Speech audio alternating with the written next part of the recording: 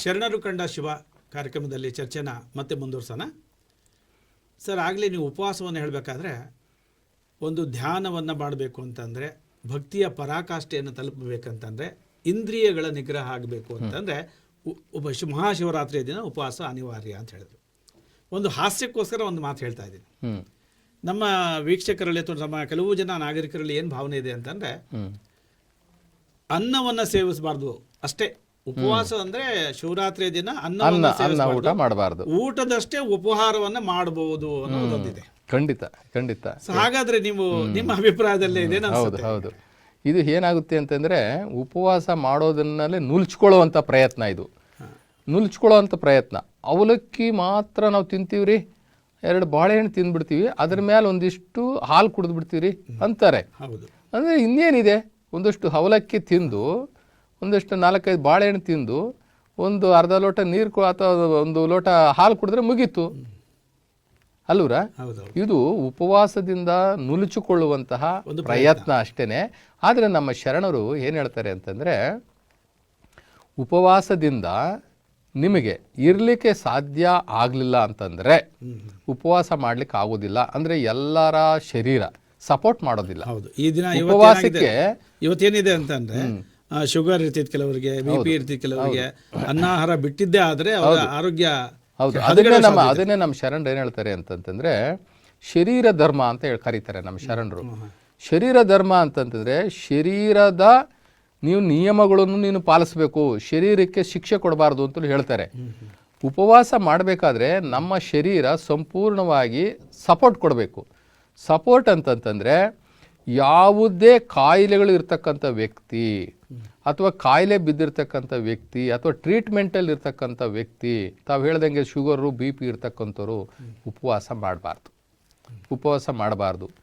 ಯಾರಿಗೆ ಶರೀರ ಉಪವಾಸ ಮಾಡಲಿಕ್ಕೆ ಸಪೋರ್ಟ್ ಕೊಡ್ತದ್ದೋ ಅಂಥವ್ರು ಮಾತ್ರ ಮಾಡಬೇಕೇ ಹೊರತು ಇದನ್ನು ಕಡ್ಡಾಯ ಅಂತಲೂ ಕೂಡ ನಮ್ಮ ಶರಣರು ಹೇಳೋದಿಲ್ಲ. ಕಡ್ಡಾಯ ಅಲ್ಲ. ಅವ್ರು ಹೇಳ್ತಾರೆ, ಅಲ್ರಪ್ಪ ನೀವು ಹೊಟ್ಟೆ ಒಳಗಡೆ ಜಠರಾಗ್ನಿ ನೀವು ಸುಡ್ತಾ ಇರುವಾಗ ಶಿವಪೂಜೆ ಹೆಂಗೆ ಮಾಡ್ಲಿಕ್ಕಾಗುತ್ತೆ ಅಂತ ಕೇಳ್ತಾರೆ ನಮ್ಮ ಶರಣರು. ಫಸ್ಟ್ ಅದನ್ನು ಶಾಂತ ಮಾಡ್ರಿ, ಆ ಜಠರಾಗ್ನಿಯನ್ನು ತಾಮಸ ಮಾಡ್ರಿ, ಅದನ್ನು ಸ್ವಲ್ಪ ತಣ್ಣಗೆ ಮಾಡ್ರಿ, ಆಮೇಲೆ ಅದೇ ನಿಮಗೆ ಸಪೋರ್ಟ್ ಕೊಡುತ್ತೆ ಶಿವಯೋಗಕ್ಕೆ ಅಂತ ಹೇಳ್ತಾರೆ. ಅದನ್ನು ಕೂಡ ಒಂದು ರೀತಿಯಲ್ಲಿ ಕರೆಕ್ಟೇ.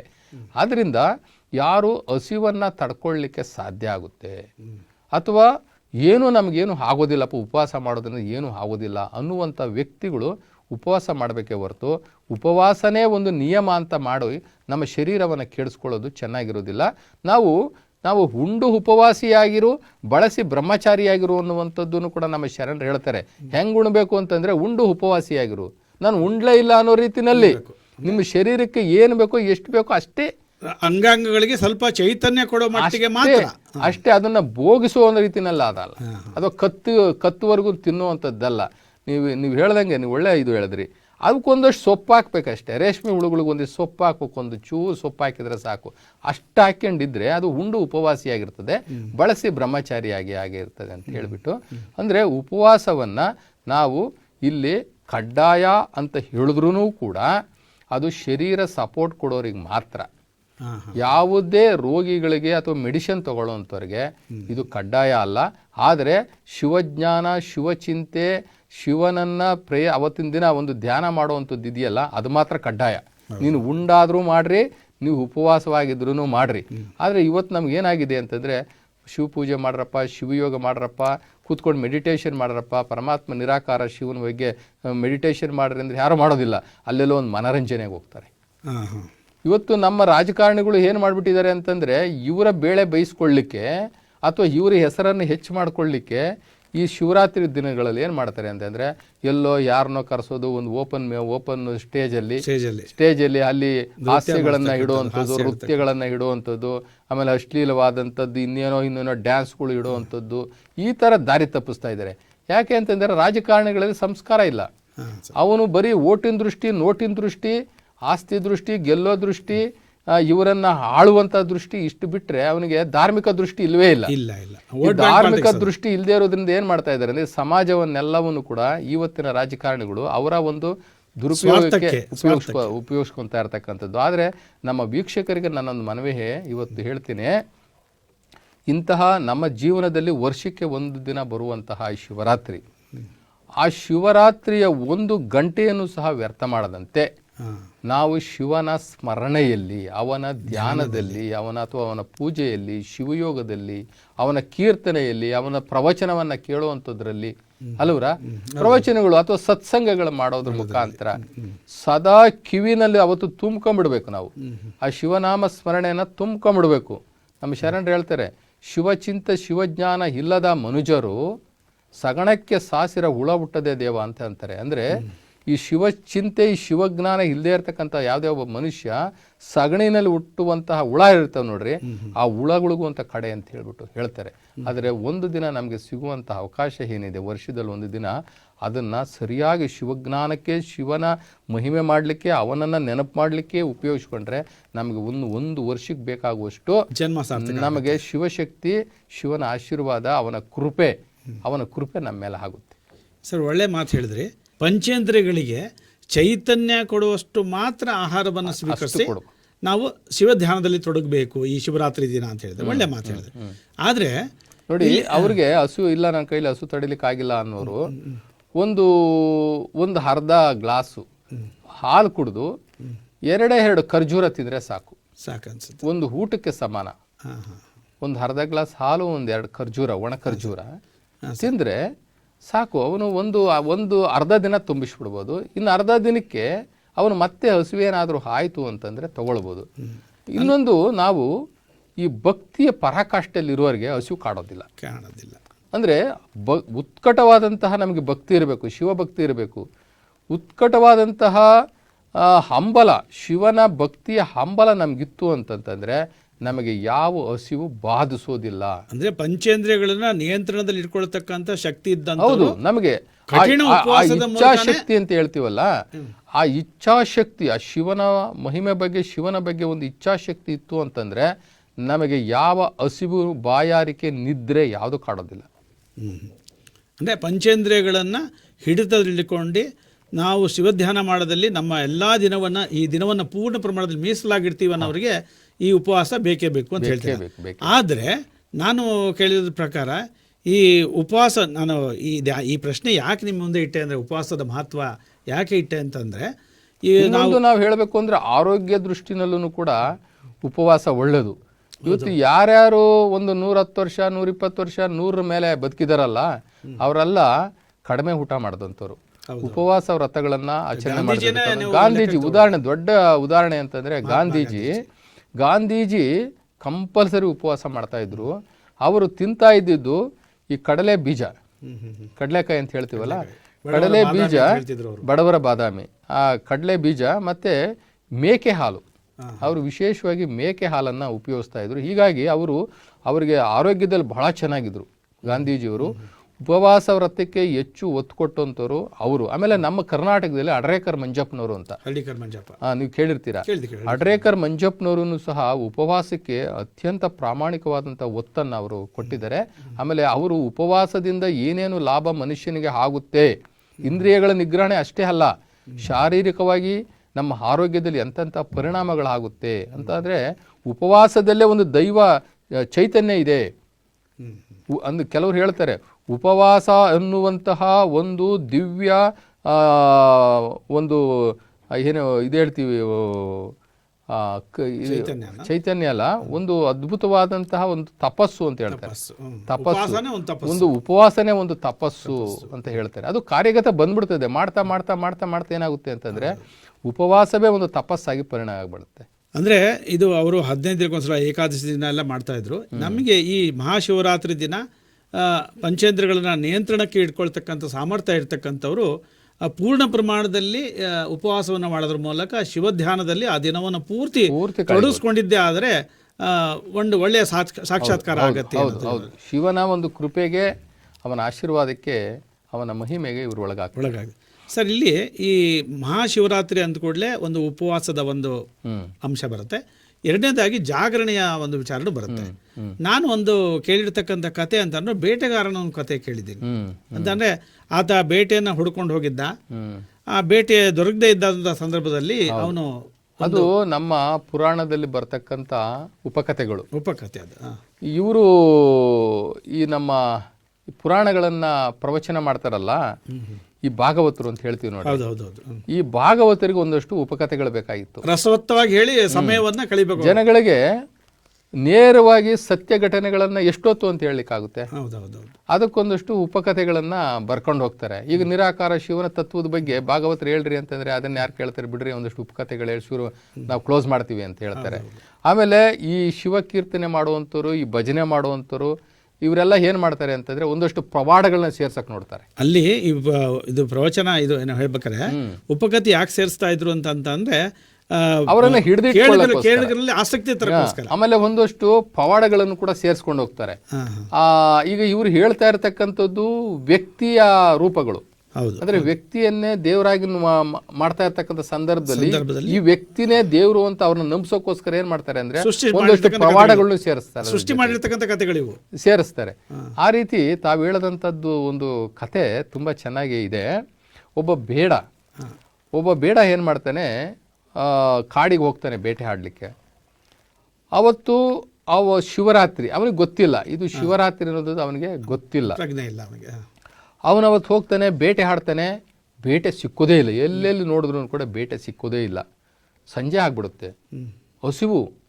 ಹಸುವಿನಿಂದ ತುಂಬ ಬಳಲ್ ಬಿಡ್ತಾನೆ. ಇವತ್ತೇನಾದರೂ ಮಾಡಿ ನಾನು ಒಂದು ಬೇಟೆ ತಗೊಂಡೇ ಹೋಗ್ಬೇಕು ಮನೆಗೆ ಅಂತ ಹೇಳಿಬಿಟ್ಟು ನೋಡ್ತಾ ನೋಡ್ತಾ ಇದ್ದಂಗೆ ಸೂರ್ಯಾಸ್ತಮ ಆಗಿಬಿಡ್ತದೆ. ಸೂರ್ಯಾಸ್ತಮ ಆದ ತಕ್ಷಣ ಕತ್ಲಾಗ್ಬಿಡ್ತದೆ. ನಾನು ಬರಿಗೈಲಿ ಹೇಗೆ ಮನೆಗೆ ಹೋಗೋದು, ಪ್ರಯತ್ನ ಪಡೋಣ, ಬೆಳಗ್ಗೆಯಿಂದ ಇದ್ದೇನೆ, ಪ್ರಯತ್ನ ಪಡೋಣ, ರಾತ್ರಿಗಾದ್ರೂ ಕೂಡ ಒಂದು ಬೇಟೆಯನ್ನು ತಗೊಂಡು ಹೋಗ್ಲೇಬೇಕು ಮನೆಗೆ ಅಂತ ಹೇಳಿ ಅಲ್ಲೇ ಇದ್ದಂತಹ ಒಂದು ಬಿಲ್ವಪತ್ರೆ ಮರವನ್ನು ಏರಿ ಕೂತ್ಕೋತಾನೆ. ಕೂತ್ಕೊಂಡಿರುವಾಗ ಅವನಿಗೆ ಒಂದು ಕಡೆ ಹಸಿವು, ಇನ್ನೊಂದು ಕಡೆ ನಿದ್ದೆ, ಎರಡೂ ಕೂಡ ಬಾತ್ಸಕ್ಕೆ ಶುರುವಾಗುತ್ತೆ. ಇವನು ಹಪ್ಪಿ ಏನಾದರೂ ನಿದ್ದೆ ಮಾಡಿಬಿಟ್ರೆ ಕೆಳಗಡೆ ಬಿದ್ದೋಗ್ಬಿಡ್ತಾನೆ. ಕೆಳಗಡೆ ಬಿದ್ದೋಗ್ಬಿಡ್ತೀನಲ್ಲ ಅಂತ ಹೇಳ್ಬಿಟ್ಟು ಅವನೇನು ಮಾಡ್ತಾನೆ, ಏನಾದರೂ ಒಂದು ಕೆಲಸ ಮಾಡಬೇಕು. ಅವನು ಕೆಲಸ ಮಾಡಿದ್ರೆ ಕ್ರಿಯೇಟಿವಿಟಿ ಆಗಿರ್ತಾನೆ, ನಿದ್ದೆ ಬರೋದಿಲ್ಲ ಅಂತ ಹೇಳ್ಬಿಟ್ಟು ಏನು ಮಾಡ್ತಾನೆ, ಅಲ್ಲಿರ್ತಕ್ಕಂಥ ಬಿಲ್ವಪತ್ರೆಗಳನ್ನ ಒಂದೊಂದೇ ಕೀಳ್ತಾ ಕೆಳಗೆ ಬಿಸಾಕ್ತಾ ಇರ್ತಾನೆ. ಆ ಕೆಳಕ್ಕೆ ಬಿಸಾಕುವಂತಹ ಆ ಬಿಲ್ವಪತ್ರೆ ಎಲೆಗಳು ಕೆಳಗಡೆ ಒಂದು ಲಿಂಗ ಇರ್ತದೆ. ಯಾರೋ ಯಾವಾಗಲೂ ಅಲ್ಲೊಂದು ಲಿಂಗ ಇಟ್ಟಿರ್ತಾರೆ. ಇವನಿಗೆ ಅರಿವಿಲ್ಲದೆ ಅದರ ಮೇಲೆ ಬೀಳ್ತಾ ಇರ್ತದೆ. ಇವನು ಹಾಕುವಂಥ ಬಿಲ್ವಪತ್ರೆ ಎಲೆ ಅದರ ಮೇಲೆ ಬೀಳ್ತಾ ಇರ್ತದೆ. ಹೀಗೆ ಅವನು 2 ಜಾವಗಳನ್ನು ಕಳೆದು ಬಿಡ್ತಾನೆ. 2 ಜಾವಗಳನ್ನ ಕಳೆದ, ಯಾವ ಬೇಟೆನೂ ಸಿಕ್ಕಲಿಲ್ಲ. ಕೊನೆಗೆ 4 ಗಂಟೆ ಸಮಯ ಬಂತು. ಈ 4 ಗಂಟೆ ಸಮಯದಲ್ಲಿ ಅದು ಶಿವನನ್ನ ಭೇಟಿ ಸಮಯ ಅಂತ ಅಂತಾರೆ, ಅಥವಾ ಅಮೃತಗಳಿಗೆ ಅಂತ ಹೇಳ್ಬಿಟ್ಟು ಹೇಳ್ತಾರೆ. ಅದು ಬಹಳ ಶ್ರೇಷ್ಠವಾದಂತಹ ಗಳಿಗೆ, ಅದು ಪರಮಾತ್ಮ ಶಿವನನ್ನ ಭೇಟಿ ಮಾಡೋ ಸಮಯ ಅಂತ ಹೇಳ್ತಾರೆ. 4 ಗಂಟೆಯಿಂದ ಬೆಳಗ್ಗೆ 6 ಗಂಟೆವರೆಗೂ, ಅಂದರೆ ಸೂರ್ಯೋದಯದಕ್ಕೆ ಮುಂಚೆ ಒಂದು 5:30ವರೆಗೂ ಅಂತ ಅನ್ಕೊಳ್ಳೋಣ.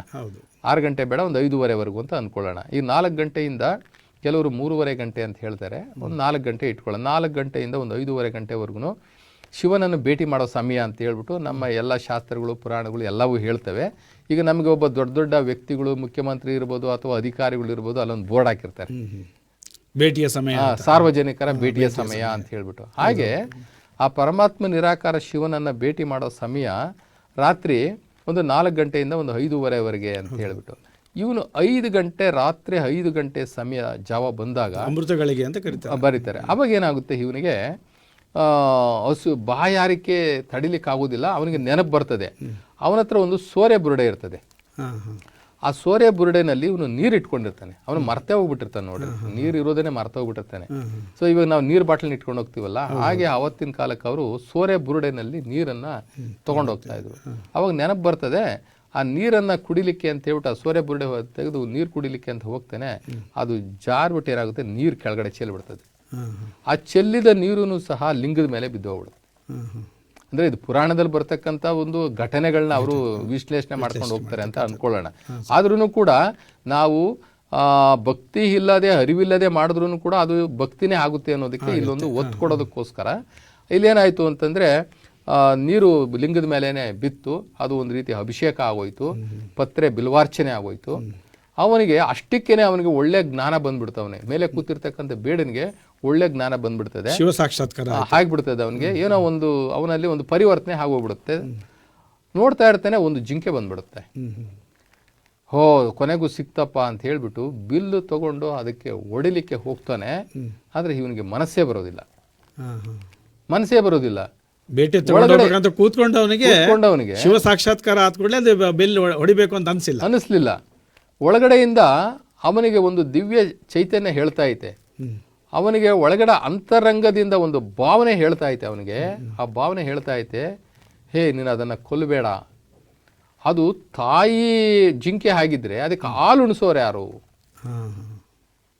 ಹಾಲು ಉಣಿಸೋರು ಯಾರು, ಅದನ್ನು ಕೊಲ್ಲಬೇಡ ಅನ್ನುವಂಥದ್ದು ಒಳಗಡೆಯಿಂದ ಒಂದು ಭಾವನೆ ಅವನ ಹತ್ರ ಮಾತಾಡ್ತದೆ, ಅಂತರ್ಗತವಾಗಿ ಮಾತಾಡುತ್ತೆ. ಅವಾಗ ಅವನಿಗೇನಾಗುತ್ತೆ, ಹೌದಲ್ವಾ, ಅಯ್ಯೋ ಅದನ್ನು ಕೊಂದ್ಬಿಟ್ರೆ ಹೆಂಗೆ. ನೋಡಿ, ಅವನಲ್ಲಿ ಕನಿಕರವೇ ಇರಲಿಲ್ಲ, ಅವನೊಬ್ಬ ಕ್ರೂರಿ, ಅವನಿಗೆ ದಯೆ ಇರೋದಿಲ್ಲ. ಬೇಟೆ ಆಡೋರ್ಗೆ ಏನು ದಯೆ ಇರ್ತದೆ ಅಲ್ವರ?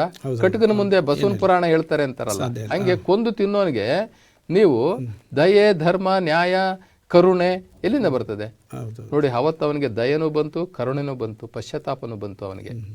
ಅವನು ಅಯ್ಯೋ ನಾನು ಕೊಲ್ಲೋದಿಲ್ಲ ಪಾಪ, ಅದೇನಾದರೂ ತಾಯಿ ಜಿಂಕೆ ಆಗಿದ್ದು ಆದ್ರ ಮರಿಗಳಿಗೆ ಹಾಲು ಕೊಡೋರು ಯಾರು ಅನ್ನುವಂಥದ್ದು ಅವನಿಗೆ ಬಂದ್ಬಿಡುತ್ತೆ. ಅವನು ಕೊಲ್ಲೋದಿಲ್ಲ. ಅವನಲ್ಲಿ ಏನೋ ಒಂದು ರೀತಿ ಪ್ರಸನ್ನತೆ, ಅವನಲ್ಲಿ ಏನೋ ಒಂದು ರೀತಿ ಮಂದಹಾಸ, ಏನೋ ಒಂದು ರೀತಿ ದಿವ್ಯ ಚೈತನ್ಯ ಅವನಲ್ಲಿ ಆದಂಥ ಪರಿವರ್ತನೆ ನೋಡ್ತಾನೆ. ಇದೇನು ಈ ಥರ ಆಗುತ್ತೆ, ಈ ಥರ ಆಯಿತು ಅಂತ ಅಂತಾರೆ.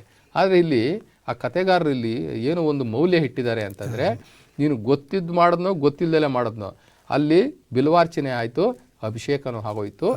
ಹೀಗಾಗಿ ಅವನಿಗೆ ಪರೋಕ್ಷವಾಗೋ ಪ್ರತ್ಯಕ್ಷವಾಗೋ ಶಿವಜ್ಞಾನ ಬಂತು, ಶಿವನ ಆಶೀರ್ವಾದ ಸಿಕ್ತು.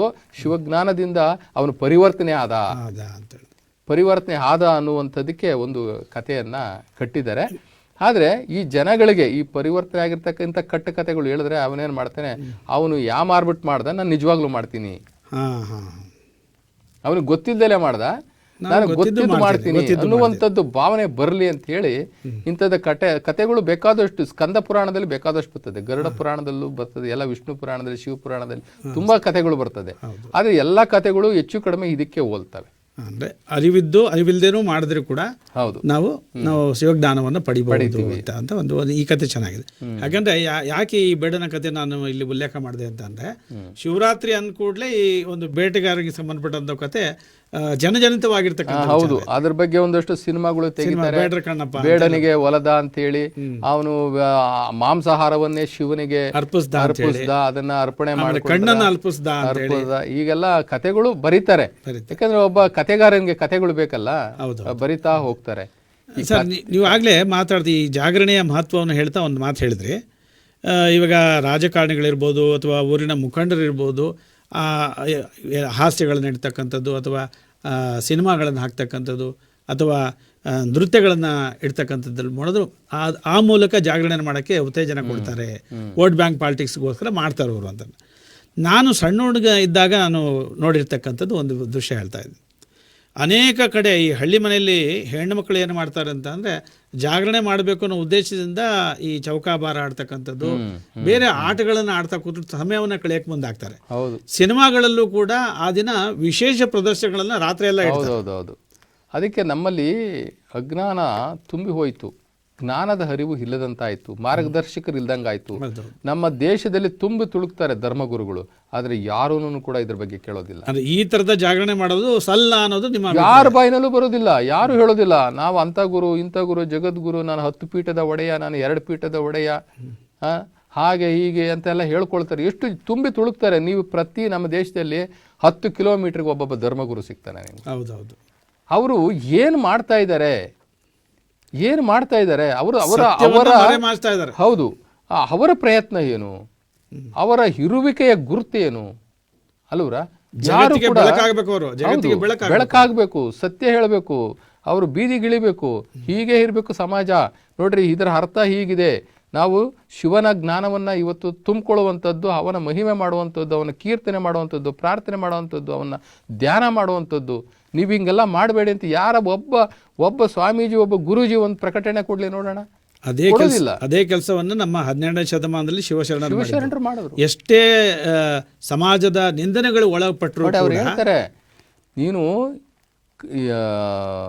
ನೀನು ರಾಜ್ಯ ಕೊಟ್ಟರು ನನಗೆ ಬೇಡ, ಹೌದು, ನನಗೆ ಆನೆ ಕೊಟ್ಟರು ಬೇಡ, ಕೋಶ ಕೊಟ್ಟರು, ನಿನಗೆ ಐಶ್ವರ್ಯ ಕೊಟ್ಟರು ಬೇಡ, ನನಗೇನು ಕೊಟ್ಟರು ಬೇಡ, ನಿಮ್ಮ ಶರಣರ ಸೂಳ್ನುಡಿಯ ಒಂದು ಅರಗಳಿಗೆ ಹಿತ್ತಡೆ ನಿನ್ನನ್ನಿತ್ತಂತೆ ಕಾಣ ರಾಮನಾಥ ಅಂತಂತಾರೆ. ಜೇಡ ದಾಸಿಮಯ್ಯನವರು ಅಂತಾರೆ, ನಮಗೆ ಅತಿ ದೊಡ್ಡ ಆಸ್ತಿ, ಅತಿ ದೊಡ್ಡ ಐಶ್ವರ್ಯ ಯಾವುದಪ್ಪ ಅಂತಂತಂದರೆ ನಿಮ್ಮ ಬಗ್ಗೆ ಮಾತಾಡುವಂಥ ಶರಣರಿರ್ತಾರಲ್ಲ, ಅಂದರೆ ಶಿವನ ಬಗ್ಗೆ ಮಾತಾಡುವಂತಹ, ಶಿವನನ್ನು ಸ್ತುತಿನಿ ಮಾಡುವಂತಹ ಶರಣರ ಸೊಲ್ನುಡಿ, ಅವರ ಸುಳ್ನುಡಿ, ಅವರ ಬಾಯಿಯ ಅಮೃತ, ಆ ಶಿವನುಡಿಗಳನ್ನು ನುಡಿತಾ ಇರ್ತಾರಲ್ಲ, ಅಂಥವರ ಸಂಘ ನನಗೆ ಒಂದು ಅರಗಳಿಗೆ ಕೊಟ್ಟರೆ ಸಾಕಪ್ಪ, ನೀನೇ ಸಿಗ್ದಂಗೆ ನನಗೆ ಶಿವ, ನೀನೇ ಸಿಗ್ದಂಗೆ.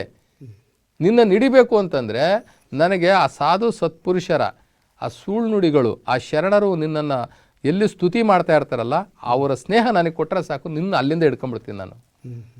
ಹಿಂಗಿರುವಾಗ ಇಂಥ ಒಂದು ಪವಿತ್ರವಾದ ದಿನ, ಈ ದಿನವನ್ನು ಕಳೀಲಿಕ್ಕೆ ಗೊತ್ತಾಗ್ದಲೇ ಇದನ್ನು ಮನರಂಜನೆಗೆ ಬಳಸ್ಕೊತಾ ಇದ್ದಾರೆ. ಎಂಥ ಅಜ್ಞಾನ, ಮನುಷ್ಯನ ಎಂಥ ಅಜ್ಞಾನ ನೋಡ್ರಿ. ಹೌದೌದು. ಅಂದರೆ ಈ ಕಾರ್ಯಕ್ರಮದ ಮೂಲಕ ನಮ್ಮ ವೀಕ್ಷಕರು ಏನು ತಿಳ್ಕೊಬೇಕು ಅಂತಂದರೆ, ಮಹಾಶಿವರಾತ್ರಿಯ ದಿನದಂದು ಏನು ಉಪವಾಸ ಮಾಡ್ತಕ್ಕಂಥದ್ದು ರೀತಿ, ಅದನ್ನು ಜಾಗರಣೆ ಮಾಡ್ತಕ್ಕಂಥ ರೀತಿ, ಅದನ್ನು ಶಿವಧ್ಯಾನಕ್ಕೆ ಸದ್ಬಳಕೆ ಮಾಡ್ಕೋಬೇಕೇ ವಿನಃ ನಮ್ಮ ಒಂದು ವಿಲಾಸಕ್ಕೆ ಅಥವಾ ನಮ್ಮ ಒಂದು ಮೋಜು ಮಸ್ತಿಗೆ ಬಳಕೆ ಮಾಡೋದಾದ್ರೆ ಅದು ಮಹಾಶಿವರಾತ್ರಿ ಪೀಳಿಗೆ ಅಂತೂ ಎದ್ದಿರಬೇಕು ರಾತ್ರಿ ಅಲ್ಲ ಅನ್ನೋದನ್ನ ಮಾತ್ರ ದೃಷ್ಟಿಲಿ ಇಟ್ಕೊಳ್ತಾರೆ. ಹೌದು, ಎದ್ದಿರಬೇಕು, ಶಿವರಾತ್ರಿ ಇವತ್ತು ಜಾಗರಣೆ ಮಾಡ್ಬೇಕಪ್ಪ, ಎದ್ದಿರಬೇಕು. ಹೆಂಗೆ ಜಾಗರಣೆ ಮಾಡ್ಬೋದು? ಕುಡಿಯೋದು, ತಿನ್ನೋದು, ಅಶ್ಲೀಲ ಸಿನಿಮಾಗಳನ್ನ ನೋಡೋದು. ಒಟ್ಟಲ್ಲಿ ನಾನು ಎದ್ದಿದ್ದೆ ರಾತ್ರಿ ಎಲ್ಲ, ನಾನು ಜಾಗರಣೆ ಮಾಡಿದೆ, ಮತ್ತು ಲೆಕ್ಕ ಕೊಟ್ಟರೆ ಮುಗೀತು. ಅವನು ಹೆಂಗೆ ಕಳೆದ ನನ್ನ ಮುಖ್ಯ ಅಲ್ಲ, ನಾನು ಎದ್ದಿದ್ದೆ. ಈ ದಾಖಲೆಗಳಿಗೆ ನಾವು ಏನು ಮಾಡೋಣ ಸರ್? ಇಲ್ಲಿ ಒಂದು ಪ್ರಶ್ನೆ ಮತ್ತು ಅಪ್ರಸ್ತುತ ಅನ್ಸ್ಬೋದು ಇದು. ಯಾಕಂದ್ರೆ ನನ್ನ ತಾಯಿ ಹೇಳ್ತಿದ್ದಂಥ ಒಂದು ಮಾತನ್ನು ನಮ್ಮ ಉಲ್ಲೇಖ ಮಾಡ್ತಾ ಇದ್ದೀನಿ. ಇದನ್ನು ಈ ಕಾರ್ಯಕ್ರಮ ನೋಡ್ತಕ್ಕಂಥ ವೀಕ್ಷಕರಿಗೂ ಅದರ ಒಂದು ಮಾಹಿತಿ ಸಿಗ್ಬೋದು ಅನ್ಸೋದು.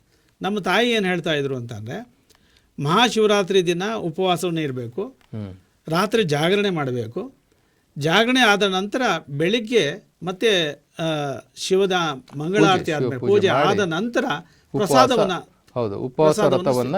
ಬಿಡಬೇಕು ಅಂತ ಹೇಳ್ತಾ ಇದ್ರು. ಪ್ರಸಾದವನ್ನು ಸ್ವೀಕರಿಸಬೇಕು ಅಂತ. ಹಾಗೆ ಆ ಪ್ರಸಾದವನ್ನು ಸ್ವೀಕರಿಸಿದ ಕೂಡಲೇ ಮಲಗಬಾರ್ದು.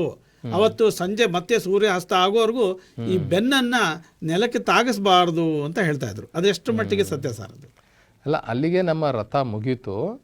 ನಮ್ಮ ದೈನಂದಿನ ಕಾರ್ಯ ಚಟುವಟಿಕೆಗಳು ಇದ್ದೇ ಇರ್ತಾವಲ್ಲ, ಸೊ ಅವತ್ತು ನಾವು ಸಿದ್ಧತೆ ಮಾಡ್ಕೊಳ್ಬೇಕಾಗತ್ತೆ. ನಾವು ಮನುಷ್ಯ ಇವತ್ತು ಬೇಕಾದಷ್ಟು ಜವಾಬ್ದಾರಿಗಳನ್ನು ಕಟ್ಕೊಂಡು ಬಿಟ್ಟಿದ್ದಾನೆ. ಆ ವೈಯಕ್ತಿಕ ಜವಾಬ್ದಾರಿಗಳನ್ನು ನಿಭಾಯಿಸುವಂಥದ್ದು ಕೂಡ ಅವನ ಕರ್ತವ್ಯವಾಗಿರ್ತದೆ.